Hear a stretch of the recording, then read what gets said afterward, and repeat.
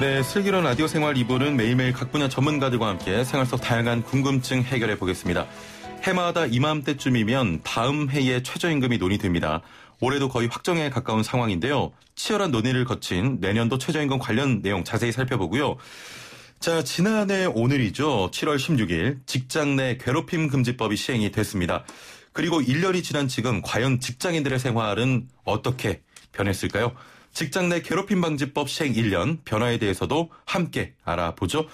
자, 오늘의 주제뿐만이 아니라 방송 들으시면서 노무에 대해 궁금한 점 있는 분들 단문 50원, 장문 100원의 정보 이용료가 있는 문자 메시지로 질문 보내주시고요. YTN 라디오 애플리케이션 채팅창도 활짝 열려 있습니다. 이 시간 상담 많이 들어오기 때문에 지금 바로 서둘러 보내주시길 바랍니다. 자, 오늘 함께 말씀 나눌 분 모셔보죠. 소나무 노동법률사무소 김효신 노무사와 함께합니다. 안녕하세요. 네, 반갑습니다. 예. 이 시간 지난 시간에도 말씀을 드렸지만 네네. 이 시간 문자가 굉장히 많이 옵니다. 네. 지금 직장 내 괴롭힘 방지법도 1년이 지났는데 네. 이렇게 문자가 많이 온다는 건 아무래도 아직 개선돼야 될 사항들이 많다 이렇게 좀 네, 생각이 맞습니다. 들거든요. 아직까지 개선돼야 될 점도 많고요. 결국에는 노동 분쟁은 또 다른 한편으로 생각하면 결국에는 인간 대 인간의 그 이해 그럼요. 문제도 예. 가거든요. 그래서 좀 잘 커뮤니케이션이 잘 의사소통 잘 돼서 해결될 수 있는 부분도 있다고 생각합니다. 그렇습니다. 네. 자, 먼저 내년도 최저임금이 결정이 됐습니다. 노동계 강력한 반발이 이어지고 있다는 소식이 들려오는데 네. 어떤가요? 맞습니다. 다들 아시다시피 그 사용자위원하고 근로자위원이 제시한 최저임금 인상안, 그다음에 사용자위원회는 삭감안을 제시했죠. 예, 예. 거기에 대한 제시 격차가 너무 커서 결국에는 또 올해도 공익위원이 제시한 안이 결정됐습니다. 그래서 사실 이제 보면 사용자위원이 최저임금 삭감안을 제시하니까 거기에서 반발해서 민주노총에 있는 근로자위원들은 전원회의에 참석하지 않았고요. 그렇습니다. 예. 그다음에 한국노총 소속의 근로자위원회 전원회의는 참석했지만 역시나 표결에 불참했죠. 그래서 이게 왜 반발이 심하냐 하면 사실 올해는 작년보다 지금 내년이 이제 1.5% 인상 정도 되는 역대 최저치라고 하는데요. 사실 IMF 때도 2.7%가 인상이 됐고 2010년도 금융위기 때가 2.75% 인상돼서 그때에 비하면 그렇게 우리가 좀 심하냐 경제가 불황이냐 하는 거에 대한 노동계의 의문이 있어서 반발을 하고 있습니다. 아무래도 코로나19 때문에 좀 여파가 있겠죠. 그렇죠. 여파가 있는데 너무 최저치다. 좀 이게 사실 너무한 거 아니냐는 있습니다. 그다음에 사용자 측으로 보면 결국에는 중소기업 중앙회나 소상공인연합회에서는 그렇습니다. 받아들였습니다. 근데 결론은 또 편의점에 있는 협의회에서는 못 받아들이겠다 반발하고 주휴수당 폐지까지 논의가 주장을 하고 있는 실정입니다. 예. 네. 이 최저임금이 도입된 이래로 가장 낮은 인상폭인데요. 네. 이번 결정을 확정으로 봐야 되는 겁니까? 사실 확정적이라고 보시면 됩니다. 이제 법으로 따지면 다음 달 5일까지 8월 5일까지 노동부에서 고시를 하면 거기에 대한 이의 제기를 할 수 있거든요. 그래서 그 이의 제기가 정당하다고 받아들여지면 재심의를 요청할 수 있어요. 다시. 근데 지금껏 역사상 재심의는 한 번도 결정된 적이 없습니다.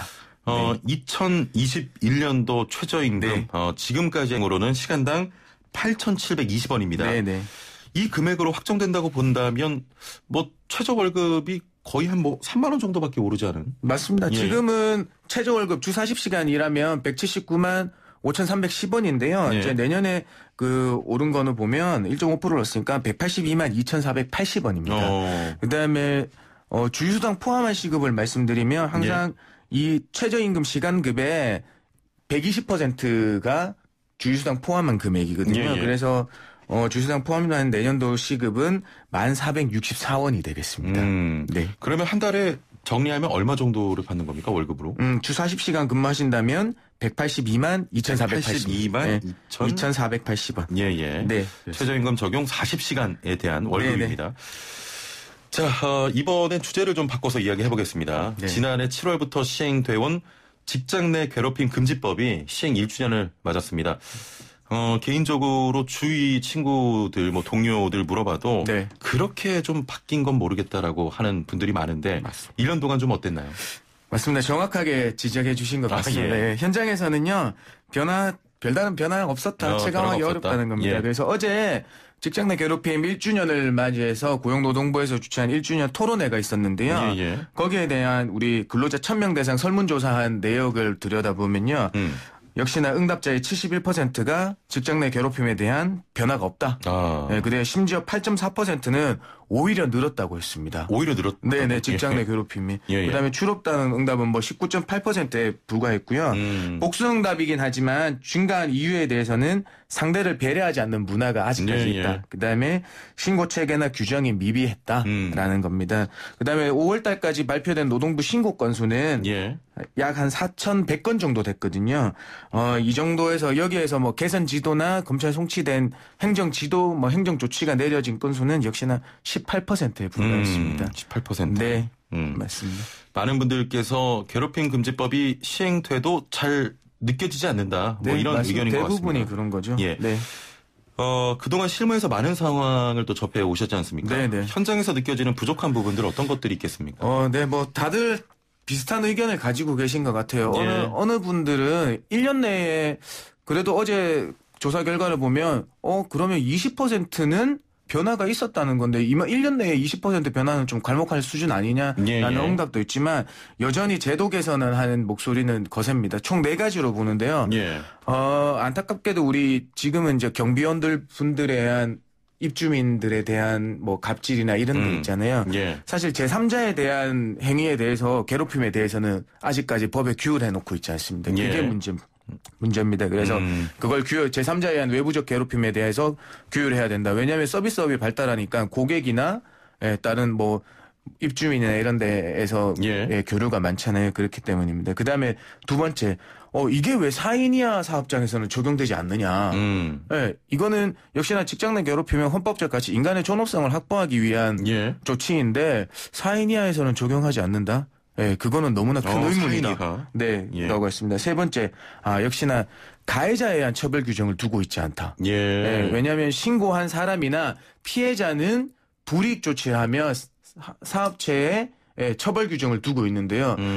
가해자에 대해서는 회사에 자율적으로 맡겨두고 있습니다. 예. 징계 조치나 어떤 인사상 조치를 하도록 되어 있지 직접적인 불이익은 조치는 규정해 놓지 않거든요. 그거랑 네 번째는 역시나 직장 내 괴롭힘에 대한 그 교육이 의무교육, 법정 의무 교육이 아니다.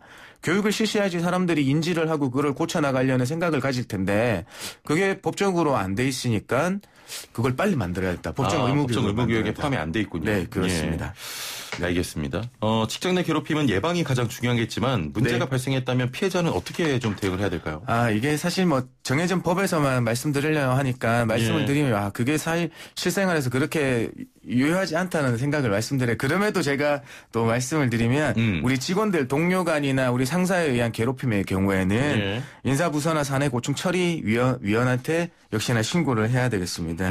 그다음에 왜냐하면 누구든지 그 사실을 사용자한테 신고할 수 있거든요. 예. 그래서 회사는 조사를 하고 후속 조치해야 됩니다. 그게 안 되면 그거보다 더 작은 규모의 사업장이라고 하면 우선은 노동부에 직장 내 괴롭힘에 대한 신고를 해서 우회적으로 회사에서 조사를 할 수 있게 만드는 방법이 있습니다. 두 번째, 직장 내 괴롭힘인지 내가 어떻게 대처해야 되는지에 대한 궁금증이 많으세요. 그러면 이거는 직장 내 괴롭힘 상담센터라고 152에 9000번으로 전화를 하시면요. 공인노무사나 전문 상담가들이 직접 상담을 해드리고 있거든요.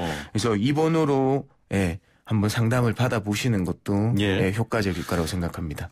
지금 애플리케이션으로 슬기로운 옵션님께서는 직장 내 괴롭힘으로 신고를 하면 어떻게 처리가 되는 건가요? 선임은 어떤 징계가 있나요? 하셨는데 다시 한번 그 절차나 이런 방법. 본론은 이렇습니다. 만약에 직장 내 괴롭힘을 당한 사람이 회사에다가 그러니까 회사의 인사부서나 다른 고충처리위원회 위원한테 신고를 하면 회사에서는 즉각적으로 조사에 응해서 그에 대한 가해자에 대한 응당한 징계 조치가 내려져야 되겠죠.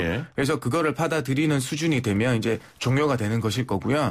그다음에 회사 규모가 너무나 작다고 하면 회사에 신고해도 아무런 조치가 내려지지 않을 거 아닙니까? 그렇습니다. 그러면 우회적으로 우리 고용노동부에 직장 내 괴롭힘 사실이 있다는 걸 신고를 하시면 담당 근로감독관이 배정돼서 오히려 우회적으로 회사에 직장 내 괴롭힘 신고가 접수됐으니까 법에 의해서 회사는 조사하고 그 조사 결과를 노동부에 보고하라는 절차가 이루어지게 돼 있거든요. 예, 요 절차를 염두에 두시고 하시면 되겠습니다. 아까 전에 그 노무사분들에게 상담하는 전화번호 한 번만 다시 직장 내 괴롭힘 상담센터인데요. 요거는 고용노동부에서 발주해서 전국의 8개 기관에서 상담해주고 있습니다. 대표 번호가 1522-9000번.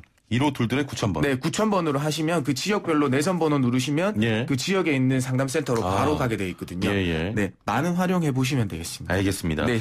자, 지금부터 노무상담 이어가겠습니다. 단문 50원, 장문 100원의 정보 이용료가 있는 샵 0945, 우물정 0945번으로 그 어떤 노무상담도 가능합니다. 선착순으로 진행되기 때문에 지금 빨리 서둘러 주시고요. 애플리케이션 채팅창도 활짝 열려 있습니다.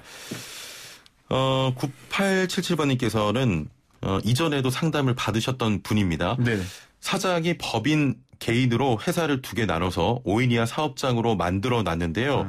저번 상담에 상관없이 연월차 적용받을 수 있다고 하셨는데 7년 다녔는데 얼마를 받을 수 있을까요? 급여 300만 원 기준입니다. 하셨네요. 요거는 사실 계산이 조금 복잡합니다. 연차 휴가를 말씀을 하시는 거잖아요. 그러면 연차 휴가 제가 여기서 계산식을 알려드릴게요. 그냥 계산식은 15 플러스 7 마이너스 1 나누기 2로 하시면 돼요. 예. 그러면은 그냥 이분의 연차 휴가가 지금 며칠인지가 나와 있거든요. 그래서 요거는 7년이 다니셨다니까 제가 알려드린 계산식은 7년째의 연차 발생 일수니까 이제껏 연차를 쓰지 않은 거는 3년까지만 소급이 가능하거든요. 네, 왜냐하면 연차 수당 역시 임금에 해당되고 임금의 채권의 소멸시효는 3년이에요. 그러니까 3년치만 받으실 수 있으니까 지금부터 3년에 거슬러 올라가셔서 한번 매년에 몇 개 생겼는데 몇 개 받아야 된다라는 걸 한번 계산해 보시면 돼요. 지금 월급은 300만 원이라고 하셨는데요. 요거를 통상 시급으로 나눠야 되니까 제가 지금 계산기가 없어서 그러니까 포괄임금제로 돼 있는지 이런 것도 조금 더 고려를 해봐야 되거든요. 만약에 그냥 기본급만 300으로 받고 계시다고 하시면 정확할지는 모르겠습니다만 그냥 단순하게 기본급으로만 300 받으신다고 하면 그러니까 300만 원 나누기 209시간을 하면 그냥 이분의 통상 시급이 나오거든요. 그 시급에다가 미사용 일수를 곱해서 연차 수당을 산출해 주시면 돼요. 굉장히 복잡하네요. 네네, 쉽지는 않습니다. 네, 알겠습니다. 네. 0626번님, 연차 수당 청구 소멸 관련해서 수당을 청구할 수 있는 기간이 퇴직하고 난 다음부터 3년인가요? 즉 퇴사일로부터 3년인가요? 하셨거든요. 역시나 연차 수당의 문제인데요. 이거는 이제 임금 채권의 소멸시효는 그 임금 채권을 행사할 수 있는 시기부터 됩니다. 역시나 왜냐하면 연차는 이런 거죠. 연차가 내가 만약에 3월 2일 날 입사하셨다고 하면 1년을 만건했다고 주장하면 그 다음해에 3월 2일 날 15일이 생기잖아요. 그 15일을 가지고 1년을 쓰실 수가 있는 거예요. 그 1년이 지나고 난 다음에 안 쓴 휴가에 대해서는 이 연차 수당으로 돈으로 환가가 된다고 얘기하거든요. 그때부터 3년인 겁니다. 그때부터 3년? 네, 맞습니다. 0913번님께서는 직장 내 괴롭힘으로 판단될 수 있는 요건들이 있을까요? 하셨네요. 요거는 사실 법에 규정되어 있는 정의 규정을 또 말씀드릴 수밖에 없어요. 첫 번째 뭐냐? 직장 내에서는 지위 또는 관계의 우위가 있어야 된다. 이거는 직장 상사나 동료의 관계에서는 무조건 적용된다고 보시면 됩니다. 두 번째, 업무상 적정 범위를 넘어야 된다. 이게 제일 핵심인 것 같아요. 역시나 업무에서 비롯되는 뭔가 다른 거에 대한 행위냐 아니면 이렇게 업무를 시키면서 이거는 일반적이지 않지 않냐. 그러면 괴롭힘으로 판단될 수 있거든요. 그다음에 두 번째는 신체적 정신적 고통을 주는 행위. 근무 환경을 악화시키는 행위. 당연히 괴롭힘이 있으면 이건 당연히 결과 발생을 하는 거잖아요. 그래서 요 세 가지를 고려하셔서 직장 내 괴롭힘인지 아닌지 판단할 수밖에 없습니다. 지금. 현재는 그렇습니다. 3789번님, 회사에서 산재 보험료가 오른다며 산재 처리를 안 해주려고 하는데 이게 맞는 겁니까? 하셨거든요. 회사의 규모에 따라서 다릅니다. 30인 미만 사업장이라고 하면요. 산재가 발생한다고 해서 산재 보험료가 오르진 않습니다. 근데 30인 이상 사업장이면 3년간 납부한 산재 보험료 대비해서 산재 보상액이 얼마 나갔는지에 따라서 보험료율이 오르거나 내리거나 하거든요. 그렇습니다. 그리고 한 가지 더 말씀드리면 산재는 역시나 회사가 승인해 주는 건 아닙니다. 왜냐하면 근로자분께서 그 산재에 당하셔 근로복지공단에 그 산재 신청을 하시면 예. 거기에서 승인 여부를 결정해서 해주는 거지 그 회사가 되냐 안 되냐의 결정권은 없습니다. 예. 물론 산재 신청이 접수되면 근로복지공단에서 그 보험 가입자 의견서, 이 사람이 신고가 접수됐는데 진짜 어떻습니까? 맞습니까? 예. 하는 의견서에 접수했을 때 우호적으로 적어주시면 더 그 좋은 거는 있겠죠. 네, 그렇습니다. 그렇군요. 예. 네. 1527번님께서는 회사가 DC형 퇴직연금인데요. 그냥 퇴직금하고 계산해보니 금액이 적던데 네. 차액을 받아야 하나요? 하셨거든요. 역시 뭐 퇴직연금이 적법하게 도입이 됐다고 하면요. 예. 서로 비교해서 차액을 계산하진 않습니다. 하나의 퇴직연금 제도나 퇴직금 제도가 그대로 설정이 됐으면 그 제도에 의해서 한 계산식에 의해서만 퇴직금이 계산되게 돼 있습니다. 예. 네. 자, 9877번님께서는 회사가 법인 개인 두 개로 되어 있는데 아까 네. 그분이 네네네. 또 의견 주셨습니다. 네. 사장이 법인의 거래처를 개인으로 돌려서 자금을 사용하고 회사 통장을 격리 포함해서 아무에게도 보여주지 않습니다. 이거 불법 아닌가요? 하셨네요. 네, 그렇죠. 법인에 대한 그 자금 유형은 역시나 세무적으로 보나 예. 투명해야 되겠죠. 개인으로 넘겨서 처리하면 안 되겠죠. 이건 역시는 노동법적인 문제이기보다는 세무적이나 상법적인 문제로 넘어가는 부분 같습니다. 제가 예. 언뜻 듣기로는 정상적인 게 아니니까 어느 법에 위반되는지는 모르겠지만은 어느 법에는 위반될 것 같습니다. 예. 네. 법인은 법인에서만 처리를 해야 되는 그렇죠. 거죠. 네. 예. 그리고 또 회사 통장을 아무에게도 보여주지 않는다. 그거는 뭐 역시나 너무 비밀리에 하고 계시는 거니까 예. 그러실 필요 없네요. 법인은 어차피 그 결산이나 이거는 투명해야 되는 거니까요. 예. 네. 자, 애플리케이션으로 미향이 바보님께서는 네. 이런 좀 세부적으로 좀 들어가 보면 네. 아침에 일찍 와서 청소 좀 하라고 시키면 이게 괴롭힘입니까? 하셨네요. 아까 전에 세 가지 요건에 좀 해당되는지 궁금합니다. 예, 요거는 아침에 일찍 와서 청소하라고 하는 게 요거는 역시나 우리 근무하시는 사업주와 이제 근로자 간의 어떤 인간적인 문제도 얽힌 것 같아요. 이게 법으로만 따진다고 보면 예. 출근 시간 이전에 와서 청소하는 거는 뭡니까? 역시나 근로 시간으로 들어가야 되는 거겠죠. 예. 예, 괴롭힘이기 이전에 임금 체불의 문제가 될 수도 있는 거예요. 그러면은 더 나아가면 나는 출근 시간인데 하기 싫은 걸 억지로 시킨다. 예. 예. 그럼 내 의사에 반한 거고 업무상 적정 범위도 아니니까 직장 내 괴롭힘에 해당될 수 있죠. 괴롭힘에 해당된다. 그렇죠. 알겠습니다. 네. 자, 오늘 말씀 여기까지 듣겠습니다. 감사합니다. 네, 고맙습니다. 네, 소나무 노동법률사무소 김효신 노무사와 함께했습니다.